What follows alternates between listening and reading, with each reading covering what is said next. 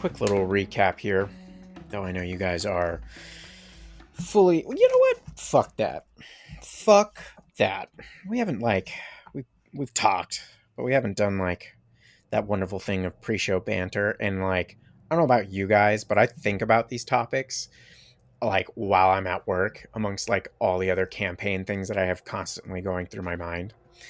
And I had, a really fucking good one. And I was like, nah, that's fine, brain. You can just shove that all away. But here's a question for you guys. Are you at all scared of your characters going insane? I know we've only had the one instance of Sam using her brand new sanity score, and you guys started to feel it, but are you guys excited for the potential that your characters could literally go insane, or are you more terrified? Yes.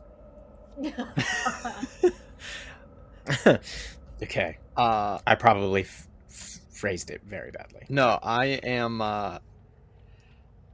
excited for the roleplay possibility of an insane character as the intelligence-based character in the group.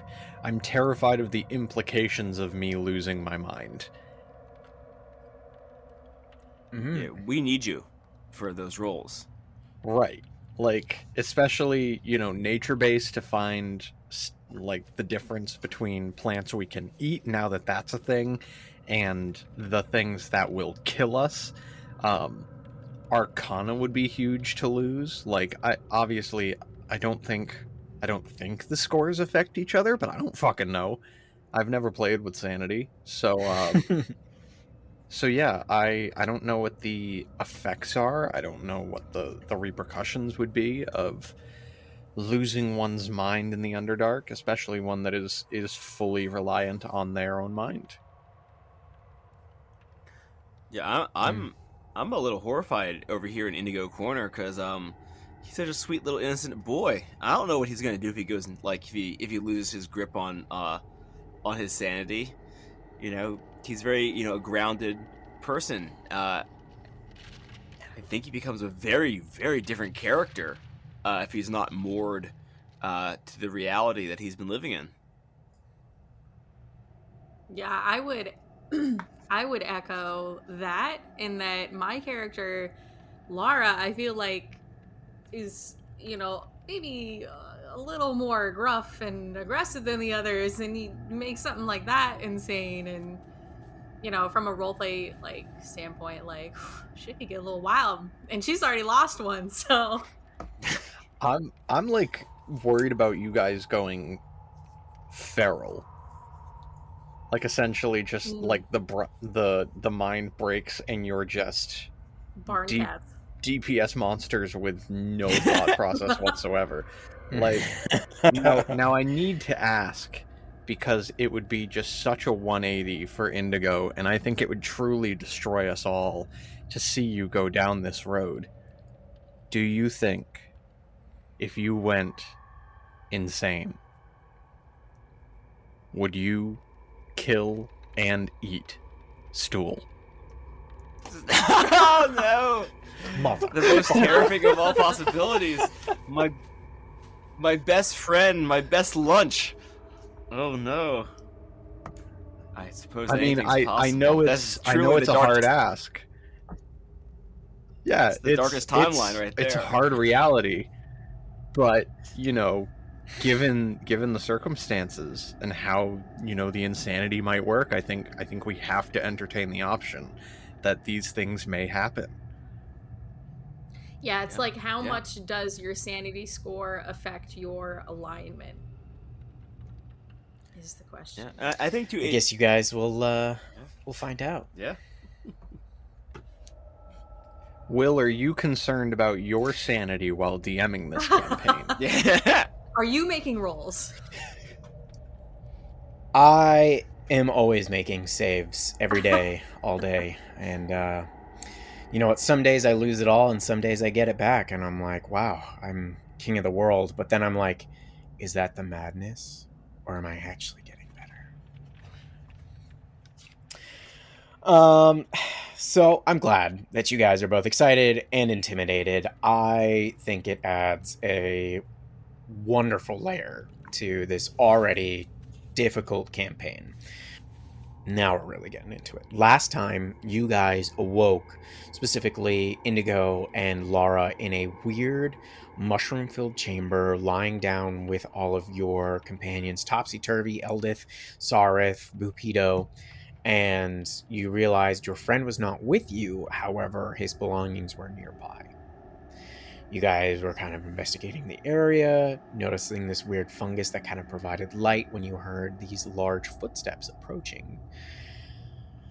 A moment later, this large insectoid-like creature came through, and you guys kind of managed to get through a language barrier through Indigo knowing Elvish, and this creature speaking kind of a bad, kind of broken, rough, more ancient-like Elvish. And you guys learned that it was of a species called a Colterid, which were, and I didn't realize it until later, they're basically Firbolgs of the Underdark. You know, they are the Underdark insectoid tamers. They kind of roamed it, keeping a natural order of things down there until the Drow and the Dwagger, as they started arriving more into the Underdark, and eventually the Illithids kind of like pushed these kind of peaceful creatures back until they were forced to create some kind of ritual to preserve themselves in this sanctuary. However, this particular one, Brillanira, seems to be the only one that has survived or that still remains here. And in your fall, you kind of broke the cocoon that kind of kept them in this state, to which they were actually grateful for, because they have no idea how long it's been, but they are now kind of on a mission to go find the others of their species. You guys inquired about your friend, like, where's Sephel? What's happening? He's like, oh, that dude, he mad sick. Like, he's got things going on underneath his skin. Come with me. And he shows you guys through this large cavern, and as you approached this like spiderweb locked cave, you peek in, and sure enough, there's some mad tentacle shit happening underneath the skin, and you guys watch as Sephel tears his skin, his human skin off, and Illithid boy comes to life. You guys kind of have a moment of oh, what? Okay, awkward. You just got way creepier than you were already. You guys kind of small talk amongst yourselves, like, what does this kind of mean? Is this really okay? What's the implications of having a mind flayer in our midst, you know? You guys eventually determine that, you know what, it's Sephel. So far we're good. He seems all right. He can still do his magic. We all need to get out of here. Let's kind of make this happen. So you gathered some edibles, some water, and as you guys were ready to go, Brillanira hand waved kind of near a wall, and the stone opened up to reveal a kind of passageway. And as they started leading you in, they fluttered their carapace, and what were essentially like fireflies came out and started to illuminate the way. So that's where we find ourselves. You guys are on your way trying to get to Gracklestug, the Dwagger city. Okay. Sorry. Lara would like to lead, and if this is like a tunnel, I have dark vision, so I can see pretty far. I'd like to cast light on my staff, so that we have some light with us, but definitely ready to get rid of that if we encounter anything. Okay, sure. Yeah, you can be in the lead. Brendan, I'm just gonna let you know, because you are focusing on mapping, you will not be able to participate in any of the foraging checks or survival checks, because that will take a lot of detailing, because you don't know kind of like how everything kind of comes together. That is And fair as you guys and are kind of probably like, to the party's benefit. yeah, Because my because like wisdom as you guys sucks. start as you start making your way through this tunnel, kind of like beginning to gather everybody, kind of fall into a formation, you see that not even after like 10-15 minutes, as you're walking through this kind of narrow space, all of a sudden your path is just intersected by a huge 15-foot wide in diameter hole. And everybody's just like, purple worm came through. Okay, like must be digging its way through to another place. And as you keep venturing forth, more and more tunnels branching off in all sorts of different directions just keep happening. And let's go ahead and have Lara at advantage, because you have Brillanira. Go ahead and roll me a survival check. Ooh, buddy. That is a 13 and a 10. So 13. Okay. Great. So, between you and Brillanira, you guys are kind of talking back and forth about this, and you are able to kind of, with their help, keep you pointed up in what feels like a slow ascent as you guys are coming through these different tunnels. And Indigo, do you want to forage any kind of food while you guys are traveling? I most certainly would love to. All right. Go ahead and make me a survival check as well. Do you want any kind of help? Ooh, I would most certainly take some help, especially from our some of our more Underdark resident folks who would know what food is. Okay. Do you want advantage, or do you want them to roll separately? I'll take the advantages. I feel like I'm pretty good at survival in general. All right, go ahead and take it. All right, and I need it with the advantage. That is a lowly 11. Okay. As you guys are making your way through for the day, you are keeping your eye out constantly, but you don't come across anything. It's pretty bare bones in these current tunnels that you guys are traversing. Sam, go ahead and make me, or I should say Lara, go ahead and make me a perception check, please. 12. Okay. You guys, as you are coming through these dark caverns, these weird tunnels, occasionally you see like small glowing bits of fungi, and you'll see like old bug carcasses, or you'll just see like various small ones skittering up onto the walls. Occasionally you see like a damp patch where it seems like water is kind of seeping through, and then the rest is just kind of barren. And as you guys are going along, you actually come up on this slightly larger cavern, as you've seen like a couple of small paths that break off to the left and to the right, and as you're peeking down, you just see they kind of lead to dead ends. Have you guys ever seen you guys ever see that toy kind of thing where you could keep like ants in a glass container and you could see how they tunneled down through the sand? Mm-hmm.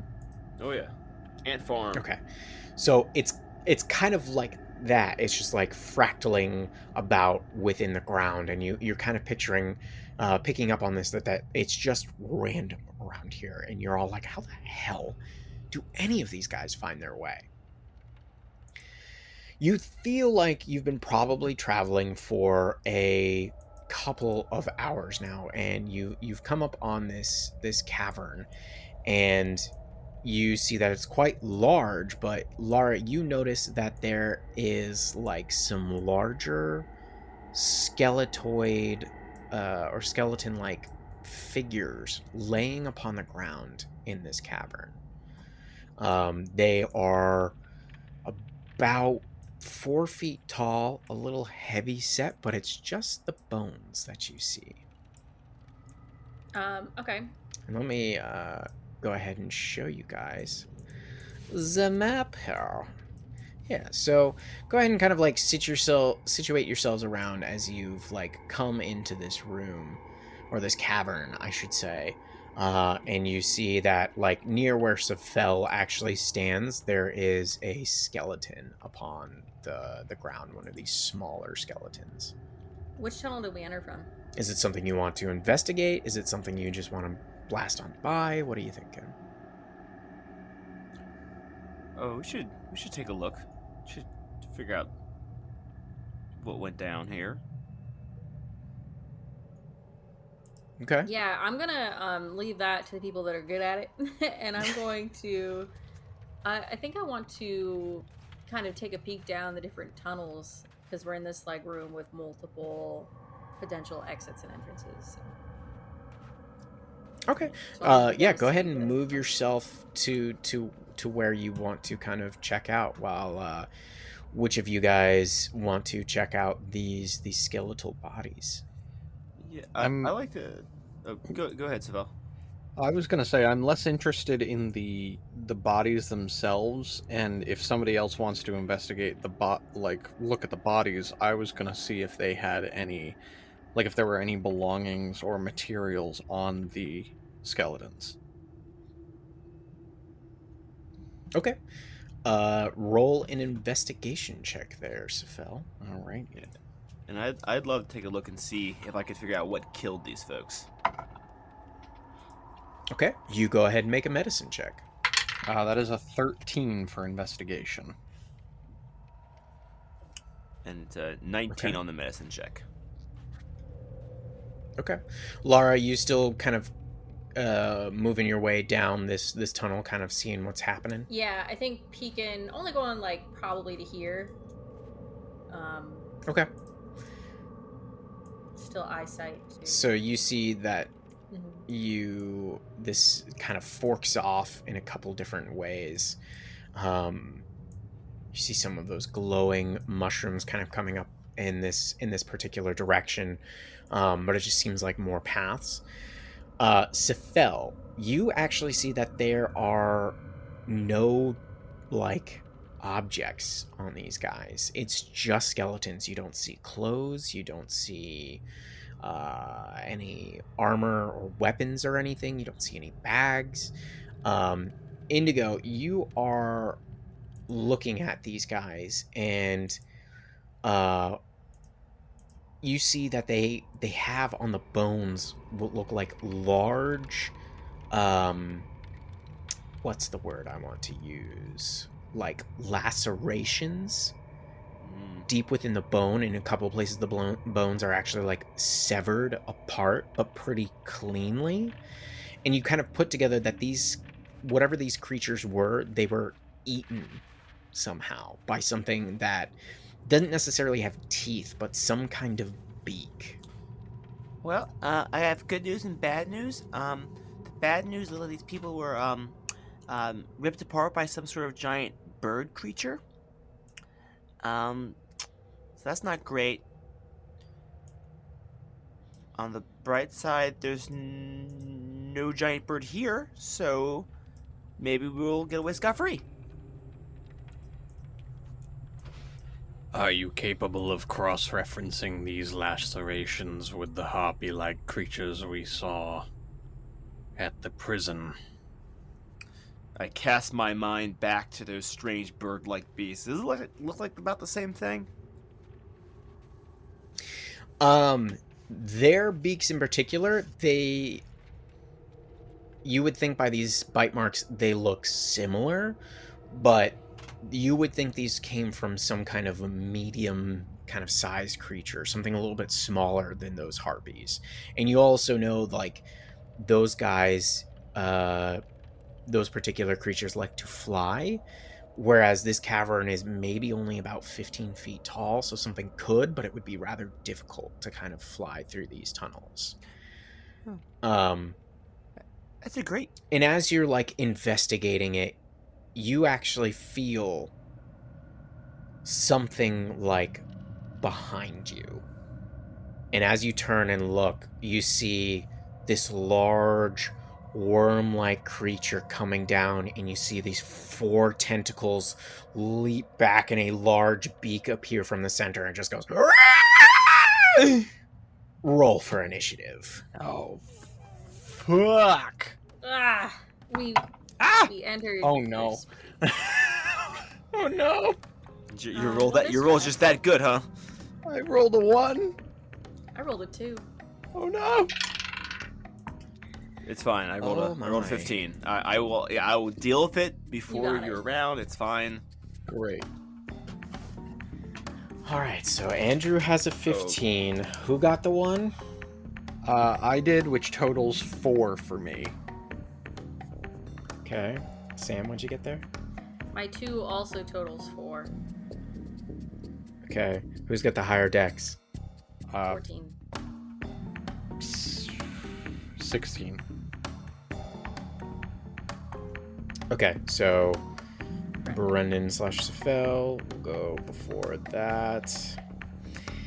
Okay. Wow, guys. This is sticky wicket. As this large worm-like creature, not large I should say, but this weird 4-tentacled, large beak-like worm creature descends itself from the ceiling, you see that 3 others do the same around the party. Oh boy, oh boy, oh boy. Give me a minute to write all these NPCs out. Okay.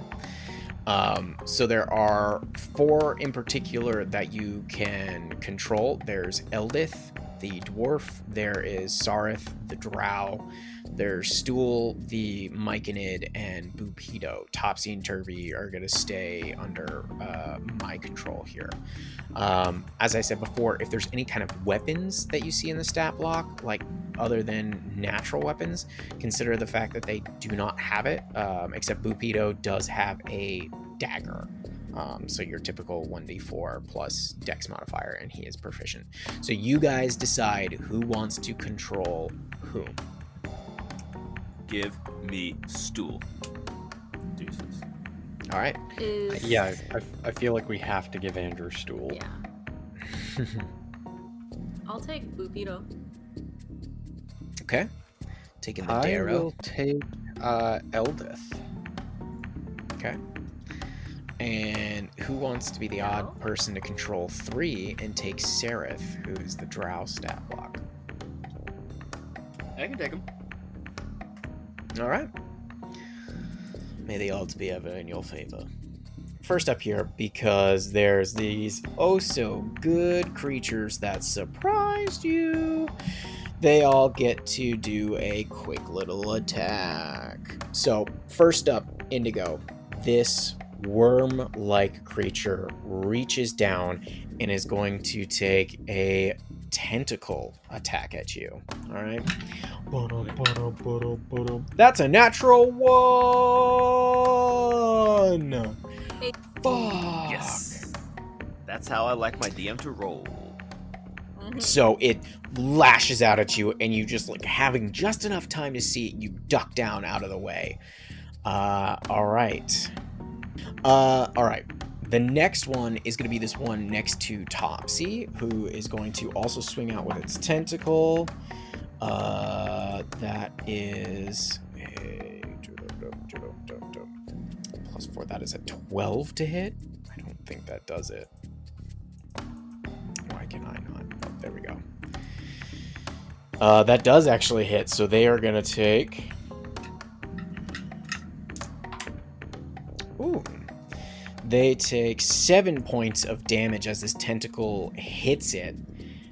Hits Topsy, and you just hear them scream. But as they get hit, you see the tentacle latches on, and this worm reaches forward and goes to take a bite with its beak now that it has Topsy in its grasp. It's a natural 2, so Topsy is just able to like barely pull their head back enough to avoid this beak coming in as it had latched on. All right, next one is the one above Eldith. That's an 18, a natural 18, so that's a 22 to hit. Does that hit you, Eldith? 22 hits. Okay. All right. We're already better, and it's like our first real combat. I see. You take 6 points of slashing damage, and since I hit you, I get a free attack with the beak. Great. Oh my god, that's another natural 1. What the hell is this? I'm not okay. Next is the one next to Turvy. Oh my god, that just hits them. I'm getting low rolls again, guys. I don't like these low rolls. I'm gonna have to start switching up dice. However, that is 9 points of damage to Turvy. You hear her yell out in pain, and since that hit, here comes the beak. Natural 4. So the beak also misses. These two deep gnome are able to pull themselves away just in time. We are now at the top of the order with Brillanira, who is represented by this particular token at the moment. Brillanira is going to... Let's take a look at their actions. Yes. This is good. They pull from behind in their shell like what looks like a long, jagged piece of bone that kind of looks what you guys would consider like a short sword. And they are going to step all the way over towards Turvy and attack this creature. I'm going to use my Roman numeral die here. That is a 10 plus 4 for 14. Does that hit this creature? It just hits. All right, that is dun. That is 5 points of damage to this creature. And you hear it just kind of squealing, and you see it has this long caterpillar-like body that goes up to the ceiling where they're like suction cupped to it. All right, that is their turn. Eldith, you are up. Okay, so Eldith, who is right up in melee with this gross tentacle beak creature, is going to make... she's going to pull her short sword and make 2 attacks against... She does not have her equipment. She doesn't have her equipment. That's nope. Right. In that case, she is going to punch it, I guess?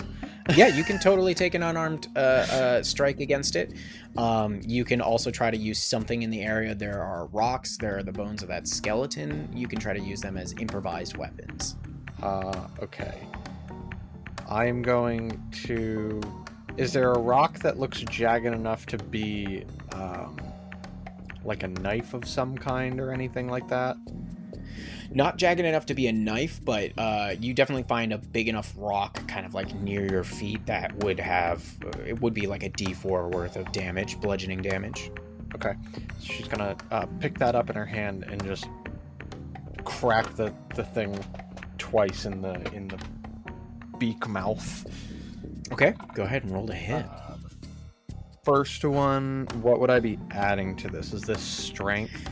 This is just strength, no proficiency bonus. Okay, so the first one definitely doesn't hit with a natural 11. Natural 17 for the second attack. Okay, that hits. Okay, and you said it's a D4 for the rock? Mm-hmm. Okay. 2 points of damage. Okay, you smash this creature right on the beak with that rock, and you feel like you didn't even do that much damage. Yeah. Okay. Next up in the order is Bupido. Okay. Bupito is going to. You said he has a dagger. He has a dagger, yes, and he is proficient. So, I think you guys have a +2 proficiency bonus right now. So Yeah, so 2 plus his dex modifier. he's gonna run up to the creature next to either Topsy or Turvy, whoever that is. Okay. And do a little jib jab with that old dagger. All right, do it, hit it. 7 to hit. That is a miss. I'm shocked. I know. He's so good. Yeah. That's it. That's Bupito. Okay. Next up we have Topsy. Now Topsy, not really having anything here, is going to try and punch this creature here. That is a miss. Nice job. However, they are going to try and run away, so they're going to chance a attack of opportunity. That is a miss with a natural 2. So Topsy actually runs all the way over to here. All right. Next up, we have Indigo Honeydew. Oh yeah! All right. Let's get ready to rumble. All right. Well, I see myself mildly surrounded by 2 of these tentacle beak boys, which I don't love. But we're gonna go ahead and make the most of it here. Indigo's gonna collapse their hands together and say a short prayer to Tyrell. Will you please guide us and give us strength and make sure that we don't all die? That would be great. And I'm gonna cast Bless on myself, on Sephel.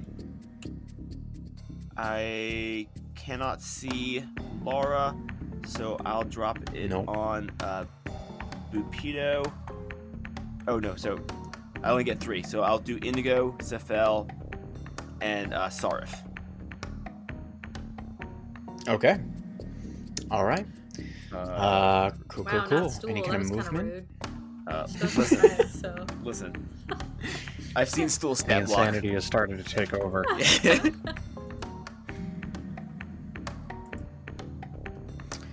All right. Can I do one more? Can I do one more thing?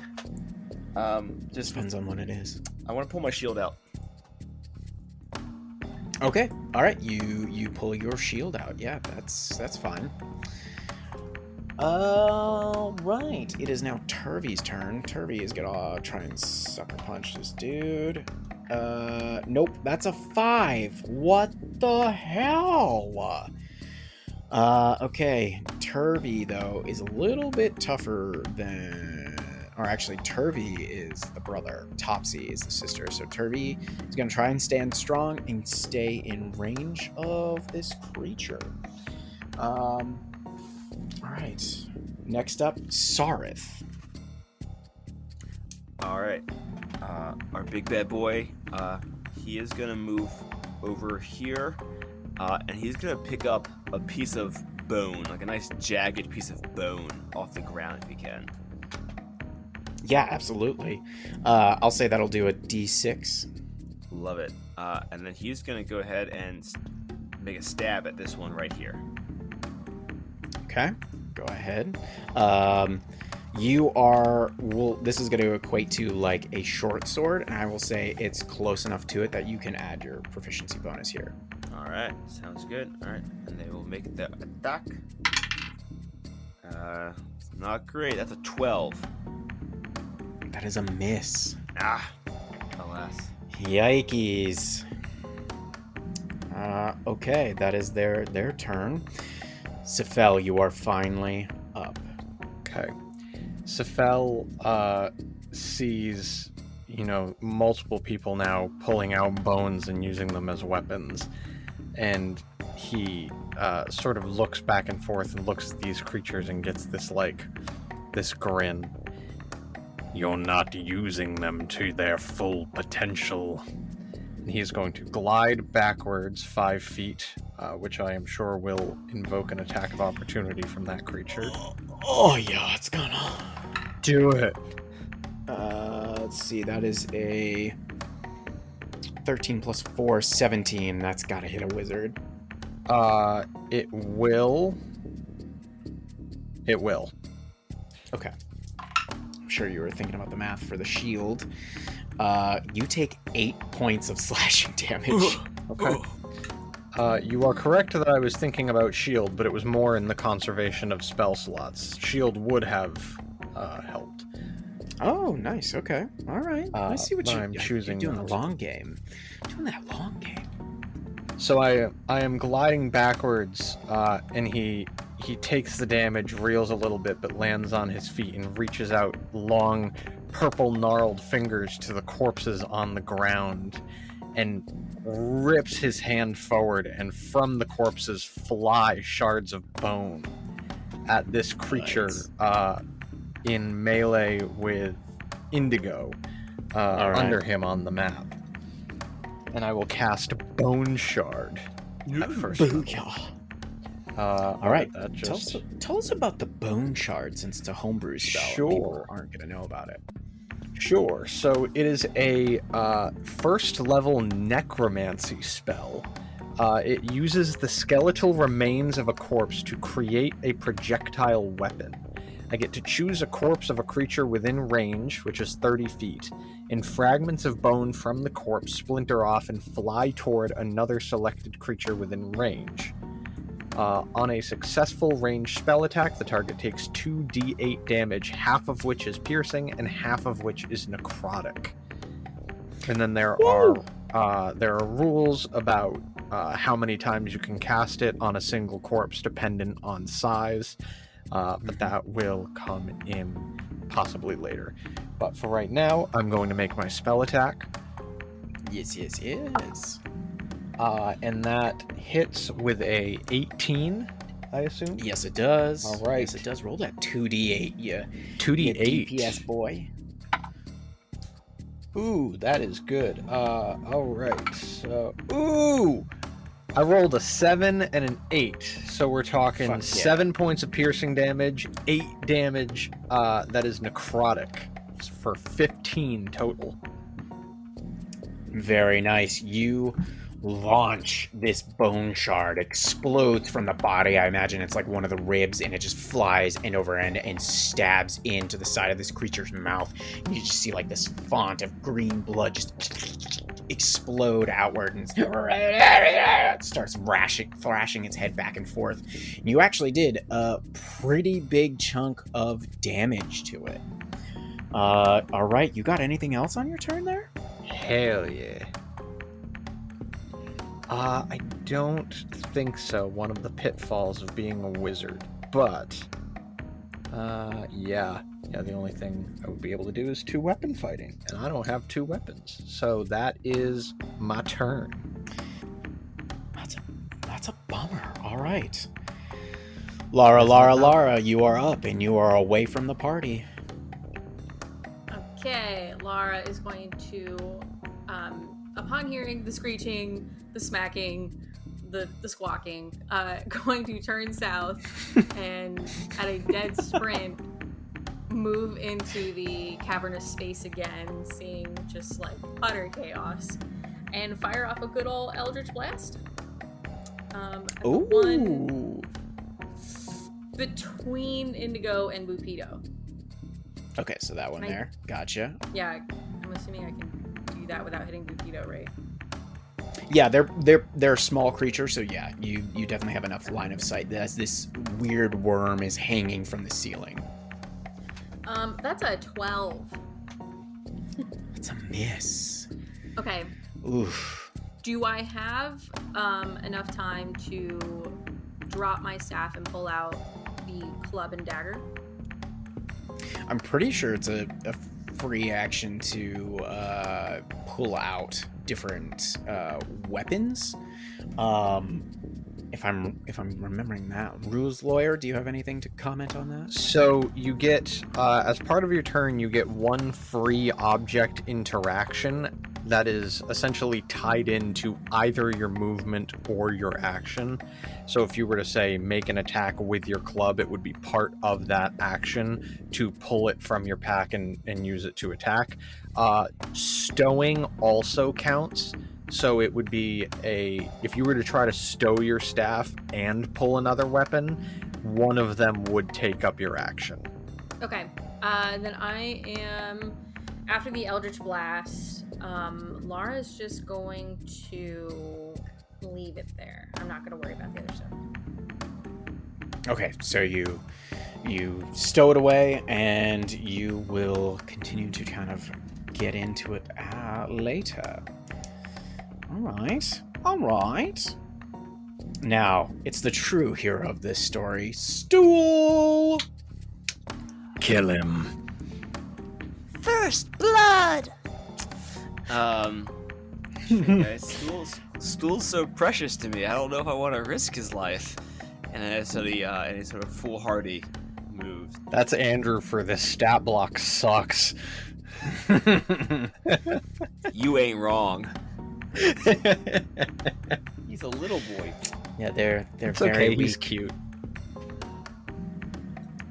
Yeah, there's a reason he didn't get that bless. I just don't see him being much use. He is going to he's gonna run over to Laura. Okay. And he'll take the dodge action. Smart Mike and Ed. Okay. All right.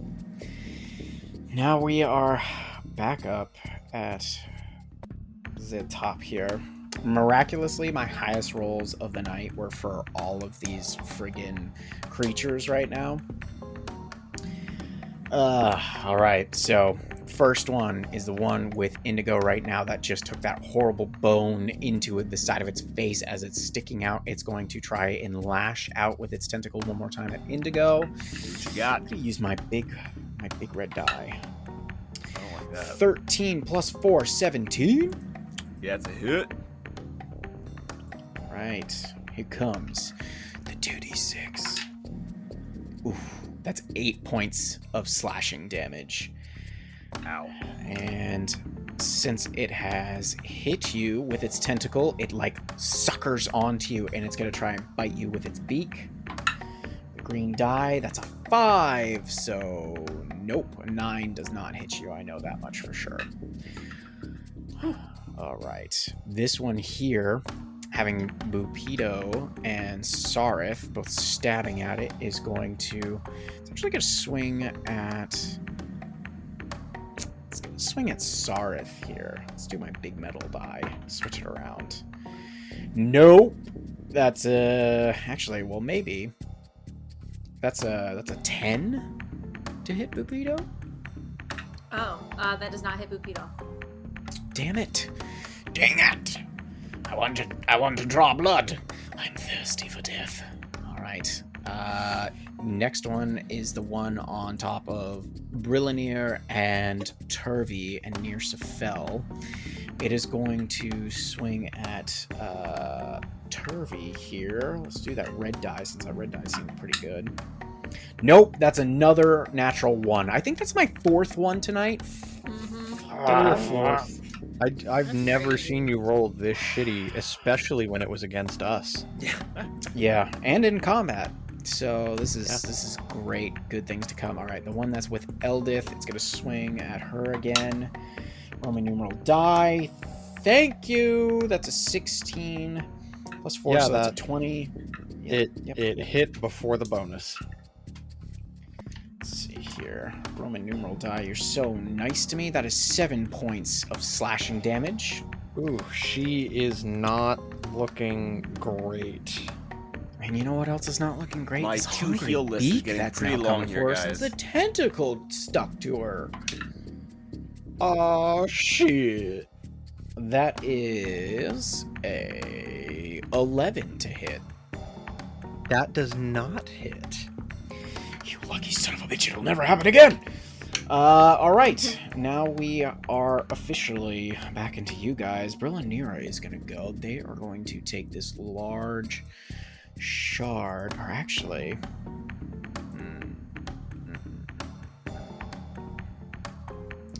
Ooh, they have, where's their bonus action? Do they not have that? Hang on. I know I can. They are going to...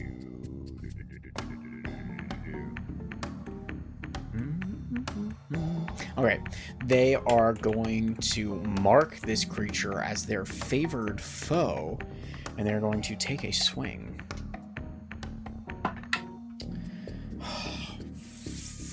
Fudge attack! That's a natural 4.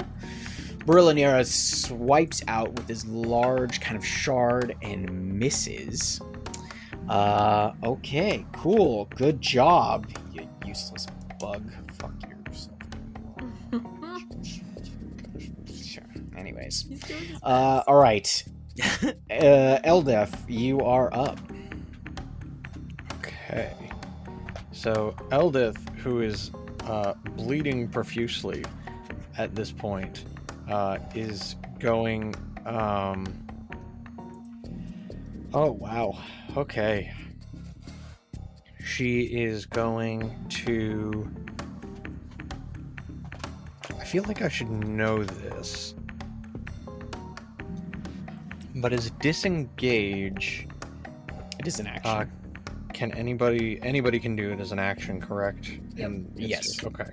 So she is actually going to disengage as her action, and Okay. she is going to. I don't have control of her token, but she's going to back away from this creature.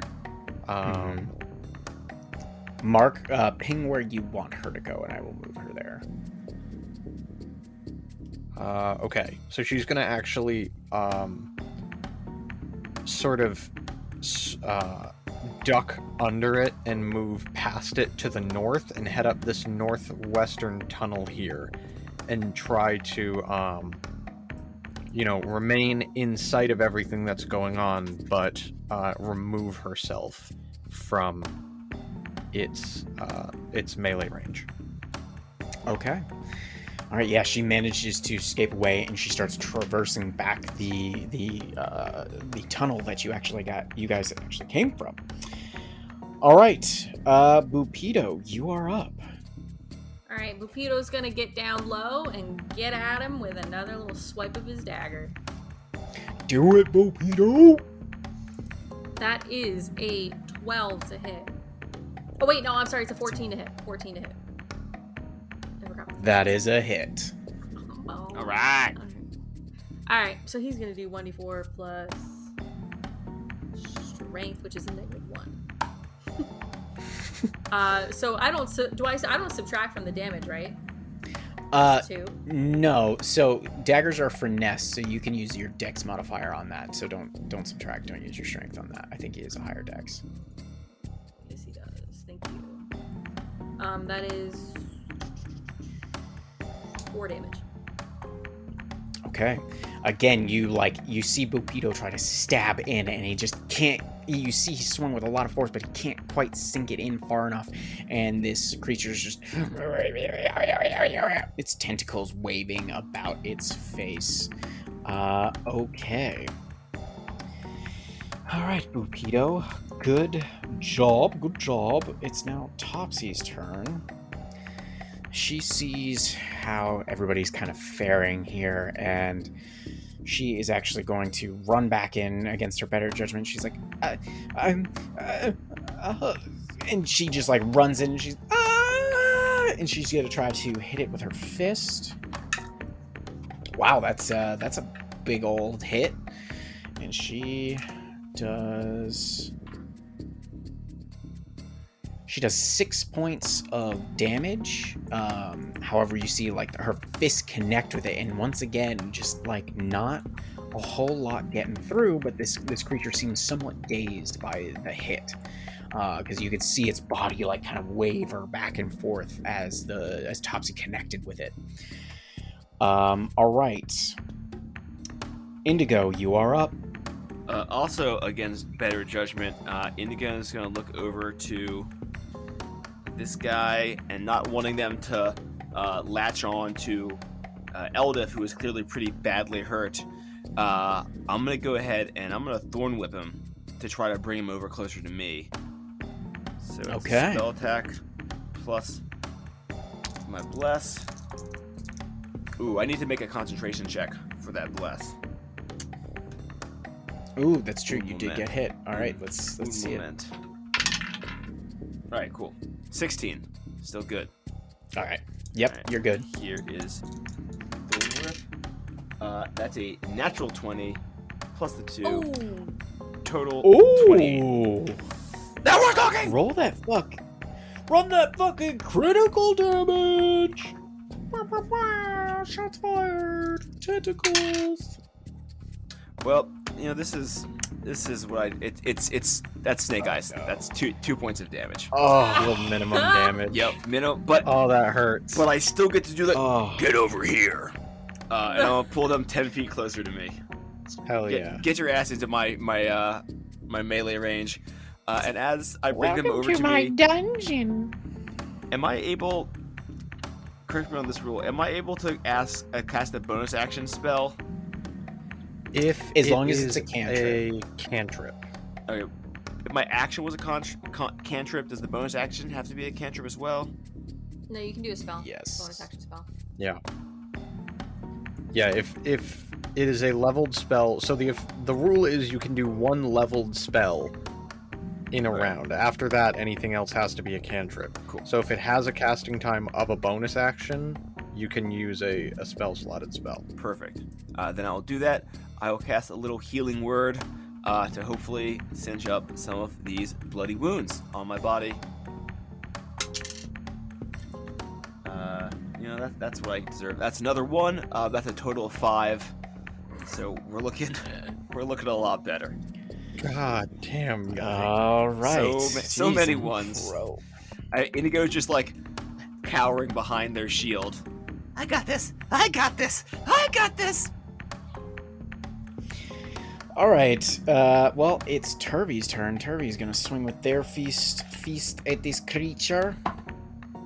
It's a natural 16. save He there. connects. Yes, thank you. I worked really hard on that. But actually does no damage with that hit. Seemed Wow. unaffected by it with that hit. You see, he launches a solid hit, but the creature doesn't even react to it. You see that their hides are pretty tough to your weapons and whatnot. All right, Sarith, you are up now. All right. Our boy steps up, bone short sword in hand. He's swinging at our friend right here, and this time he remembers that he's blessed. Woo! You know, I rolled a 4 on the blessed die, but that's a natural 1, baby. That's a miss. Oh, jeez, and we are all just sucking. I'm really good at rolling Hey, ones. hey, do not lump me in with you. I have rolled okay tonight. I will not be insulted. No, get over here Oh, and keep you'll carrying this take fight, it. because someone's got to do it. Well, speaking Yeah, of the let man the guy who's with 3 spell slots. yeah, Listen. the man who's carrying the team in the damage department right now, Indigo. I mean, not Indigo. Sorry, so sorry. Sephel, you are up. All right. So seeing that damage wonderfully went through, Sephel is going to key in to, let's see, a 10-foot radius.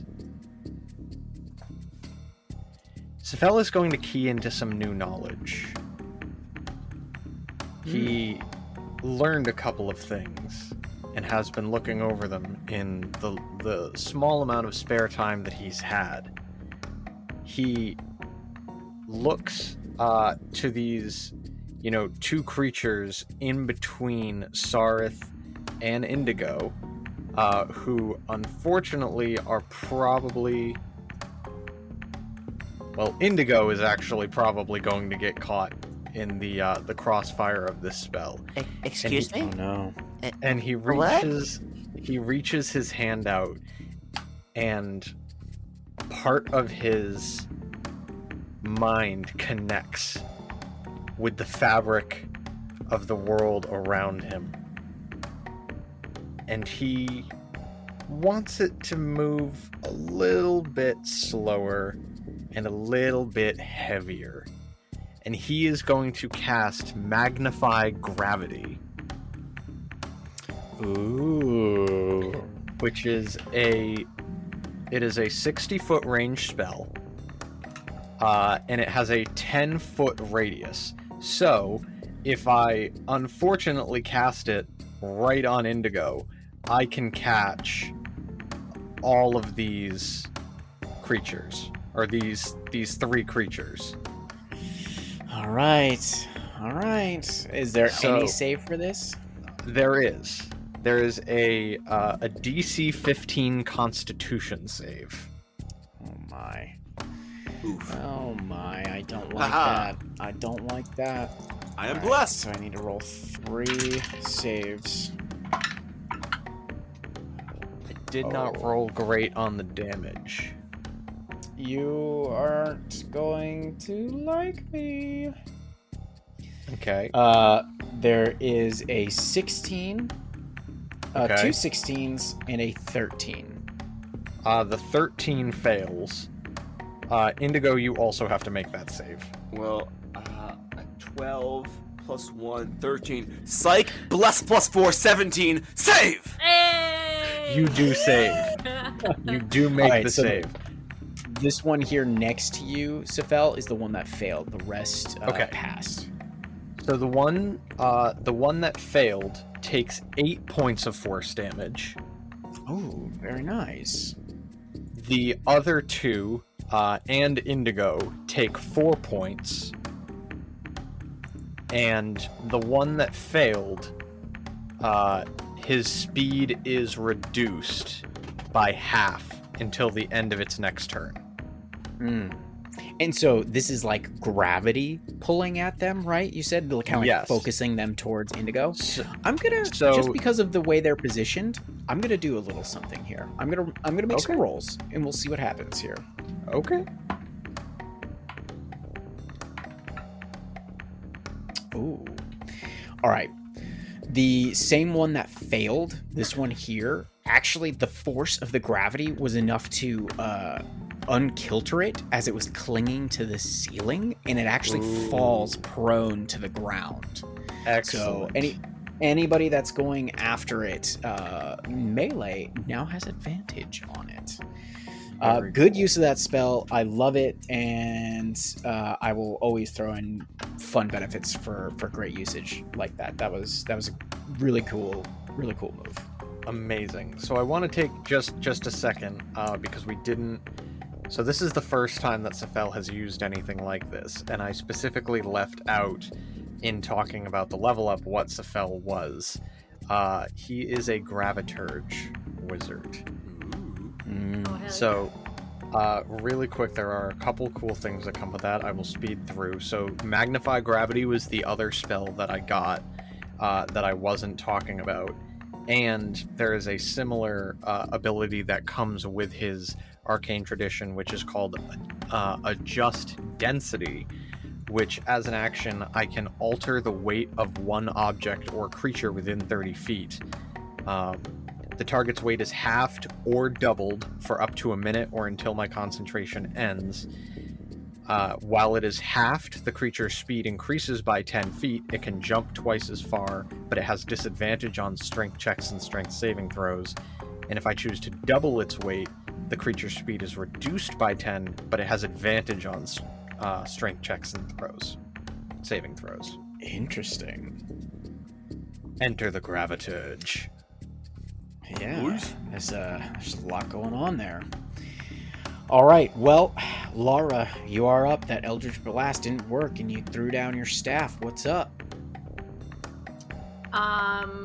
Okay, so my intention was to pull out the club and the dagger, but if I can only pull out one, I'm only gonna pull out the club. Okay. And I'm going to head on into here. So Laura's going to Laura's going to position herself between because Indigo's kind of like surrounded.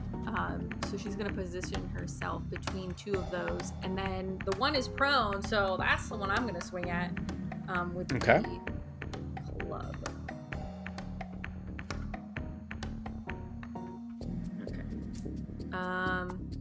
So the first one is a 10, and the second one is an 11. Oh, nope.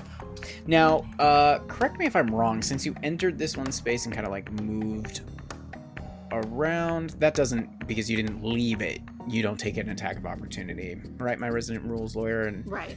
DMs? That is correct. You have to you have to leave its melee range to incur. Great. All right.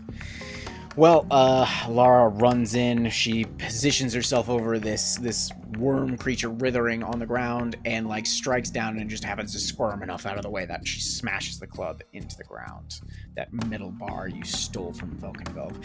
They were looking for that bar. How dare you steal it? It's very important. Hold the whole structure Stool. together. Yeah. Yes, everything's falling apart. Stool, you are up. Bring us back home. Help us, Stool. You're our only hope. Do I dare? Do I dare risk the life of my favorite character, including my own? Do it. Stool rushes in. He's gonna stand between Sarif and Bupito. And he's gonna wait, never mind. He's way faster than that. He's gonna go all the way around Sarif to the one that's prone, sensing blood in the water. It's Stool's time to strike. Stool gets the first kill. Stool's gonna weave through the combatants and thrust himself at the prone enemy. All right, you have Attacking advantage. with- Do it. Myconoid ferocity. That's a 16 plus 1. That's a 17. It's a hit. Stool coming in. Just total metal. Alright, well, so his fist attack did 1 damage minus 1 damage equals 0 damage plus 1 poison damage. That's right, 1 poison damage. Jesus Christ. And you know what else he's gonna do this turn? He's gonna lose his last 10 feet of movement to run back over here, away from the thing, while it's still prone. Okay, so, fuck me. Yeah, totally. This poor creature just misses trying to lash out at the ground at this thing. But Stool runs in. I just picture slow motion, like action movie. Kind of like hero comes running in. He like lashes out with his foot, kicks it. Nothing happens. A little bit of poison residue remains, and then he's like, "I'm out of here," and then runs. From across the battlefield, Indigo just gives him like a hard, like, nice nod. Like, That's my boy Nice. right there. You showed that creature who's boss. I did my best, Indigo. Okay. Next, we're back up at these creatures. So the one at Indigo, it's looking rough. He's got to swing out at you. Let's do this red die. This red die's been hot. It's a 5. Fuck you, red die. All right, that one misses. This one here Hot is garbage. going to... Am I right? You shut your mouth. I'm coming for you. This one's going to attack Lara. That is... Wait a minute. It's my Roman numeral die.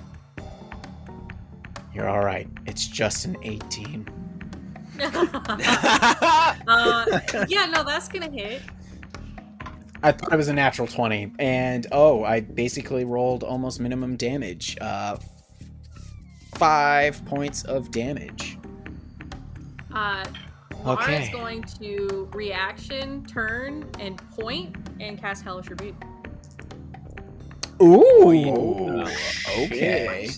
Okay. Can I resolve this like free attack though that I get because I hit you with a tentacle first? Yes. Okay, thanks. So that was Hold 4, your- right? Hold your horses. That was what? No, go ahead. Say what? Say what? What did you say? That's a 14, 18 to hit. Yeah, that hits. That's a hit. Okay. Oh, same roll. 5 more points of damage. Okay. And now hit me with your hellish rebuke. I'd need a dexterity saving throw. DC 13. Great. Oh, they're fucking pieces. That's a 5. Ooh. You're Okay. killing my wormies. That is a spicy roll right there. That is 18 fire damage plus 2 thunder. Holy shit. Oh! Yeah. Get some. Describe your kill. Well, I'm imagining Hellish Rebuke, like, for Lara, it's like a fiery lightning. And then she's always got this thunder that surrounds it. So it's kind of like this piercing bolt that then singes, and then, like, the thunder is inside and it explodes. Jesus. Ooh, Hell yeah. I love it. So it like Woo! enters in, Fucking- then you just hear this, and it explodes. Oh, and this worm creature, it's just literally destroys it, just spatters Just blood and gouge viscera, right across the rock. just descending upon you, Bopito. Bopito's looking like William Dafoe on the cover of Platoon, just like arms raised up and the blood showering down. Topsy is just like, oh my god, there's chokes in my mouth. Indigo is raining down on you, this green ichor. Wow. Okay. This creature is gone. Alright. It is this one. It gets up from its prone position. And it's gonna lash out at Sephel, because fuck your wizardry. I mean, yeah, that's Yeah, fair. You're no wizard, Harry. Ooh, that's a natural 17 plus 4. 21. Yeah, that really hits. That hits You real ready good. for some? You ready for some pain? I don't know, man. 7 points of damage. Okay. Sephel is looking about as beat up as Eldeth is. Okie dokie, one left. It's going to take a swing at Turvy. That's another natural 1. Okay, that's 5. Fuck this shit. Ooh. I'm sorry, I'm swearing so much. That's a 5. So This not creature- not to kill myself, but doesn't the one that hit me get a free beak attack? Oh, you're so right. You're so right. Thank you. You know I what? mean, like, Take a point of inspiration because your character might Thank die. you. I mean, if you're gonna kill me, do it right. That's all I'm This saying. is fair. Oh, that's a natural 18 plus 4. Fuck. Oh He no. He came in as a rules lawyer. He's going out as a rules lawyer. Yeah, he died as he lived. Near Arrogant next as to fuck. near next to max damage. I rolled a 5. That is 7 more points of piercing damage. Okay. All right. Well, I am unconscious. All right. Sephel is unconscious. Indigo smiles. Finally, my moment has come. Actually, I'm sorry. Stool just starts eyeing him hungrily. I'm sorry. It's only been this is this creature's first turn since. Never mind. The movement wouldn't even come into this. Yeah, No, Sephel's unconscious. it just got up. So yeah. Yeah, Sephel. Because I'm thinking if that was its first turn since the magnify gravity, its speed would be halved. So literally, its only movement would be to get up. But I'm right in its range anyway. So Yeah. that's Okay. cool. I'm all right. unconscious. Yep. All right. Rilanira is up and sees Sephel go down. However, they know that they cannot save you. They don't have anything, no spells or anything that will help here.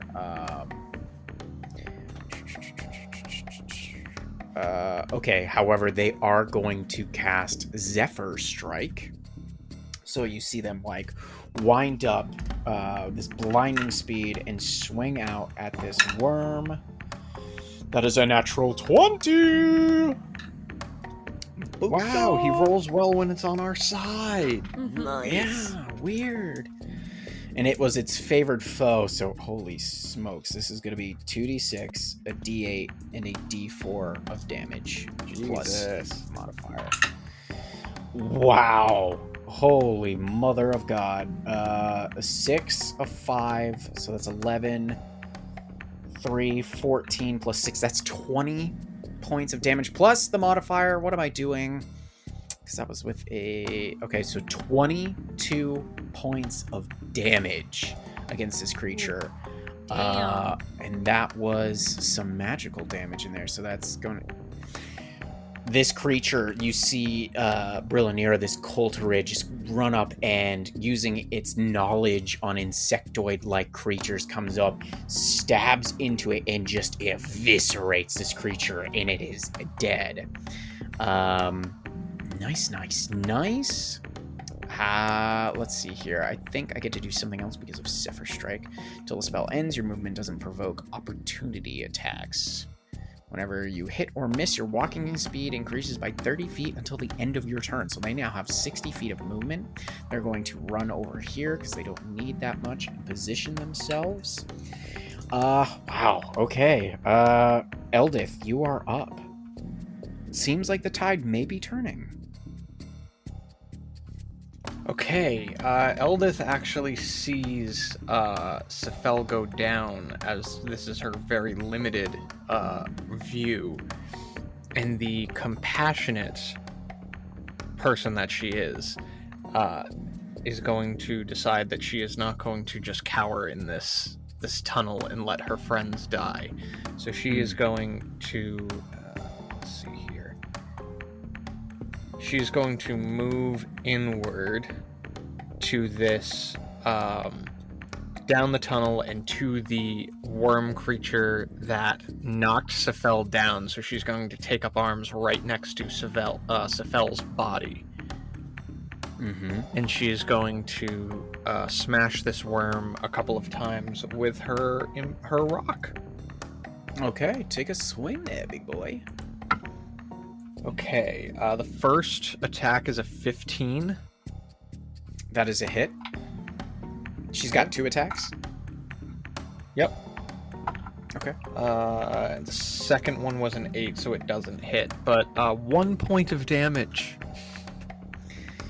She smashes this rock against it and sees that it really doesn't have any effect on this weird, tough, rubbery hide of this worm-like creature. Amazing. All right. Yeah, so good. Bupido, you're up. Finish him. Bupido's gonna rush to the one next to Sephel. And he's feeling confident about that dagger work he's been doing, so he's gonna lash out. Mm-hmm. That's a nat 20. Oh! Hey! What up? Yeah. Here come the crits, critical, critical. So that's a 2 plus 2 is 4. And then you want me to roll again, or you just double it? Roll again. Okay. That is a 3. Okay, so 7 points of damage. Nice. You see that it doesn't quite go all the way through, but this worm is looking very, very rough. All right, nice job, Bupido. Topsy is up. Topsy is going to run over here, and she's going to swing at this worm. Let's get the Roman die out again. It's been so good. Never mind. Back into jail, because that's a natural 3. All right, good job, Topsy. No, that's okay. You can keep that one. We like that one. Yeah, that's fine. That's fine. All right, Indigo, you are up. These 2 worm-like creatures, one above, one below. They're both looking rough. What you want to do? All right. Well, I'm looking on the one hand at Sephel lying in a heap on the ground, and I'm looking at Wormboy right next to me. And Indigo is gonna go full anime, like stretch out an arm to both sides, a little bit of like white holy fire wreathing his arms.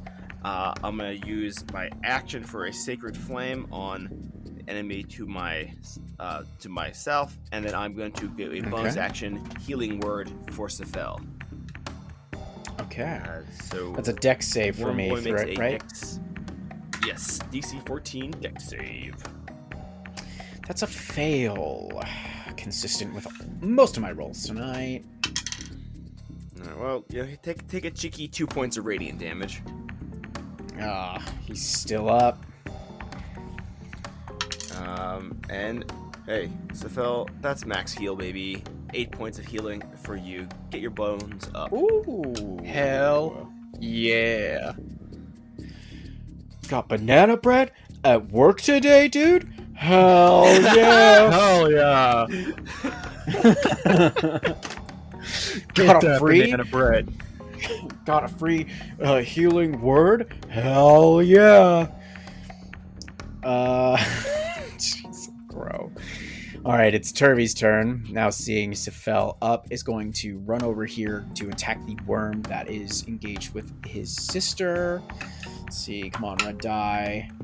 Natural 15, that is a hit. Let's see if he can kill this creature. Let's see, there's the damage I want. Boom. He like grabs on and rips the mouth open like King Kong style to those T-Rexes in the Jack Black King Kong. Just rips it open and this creature is dead. Alright, you guys are almost done. Almost done. Finish it off. Sarith. Alright. Our favorite quiet drow boy gonna take another swing